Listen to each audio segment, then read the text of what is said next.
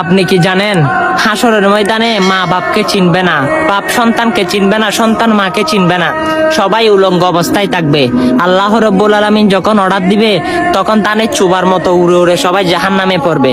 সে কঠিন সময় যদি আমার আকা মুস্তাফা মুহাম্মদুর রাসূলুল্লাহ সাল্লাল্লাহু আলাইহি সাল্লাম আপনার কাছে এসে যদি বলে, এই উম্মত চলো আমার সঙ্গে একসঙ্গে জান্নাতে চলো, তখন সে মুহূর্তটা কেমন হবে? অবশ্যই সে নবীকে দুনিয়া থাকাকালীন ভালোবাসতে হবে। সেই নবীকে একটু করে মন থেকে প্রাণ থেকে মহব্বত করবেন, আপনার জন্য জান্নাত ওয়াজিব। কারণ সেই রাসূল আপনার জন্য এত কান্না করেছেন, হাসরের ময়দানে আপনার জন্য ইয়া হাবলি উম্মতি উম্মতি বলে কাঁদবে। চলুন সে নবীর সুন্দর সুন্দর বার্তাটা শুনেছেন, সে নবী কি আপনাকে হাত ধরে জান্নাতে নিয়ে যাবে, একসঙ্গে থাকবে, সেটা যদি মনে করেন ভিডিও বার্তা তা সকল উম্মতে মুহাম্মাদি সাল্লাল্লাহু আলাইহি সাল্লামের কাছে পৌঁছে দিতে পারেন। আমিন।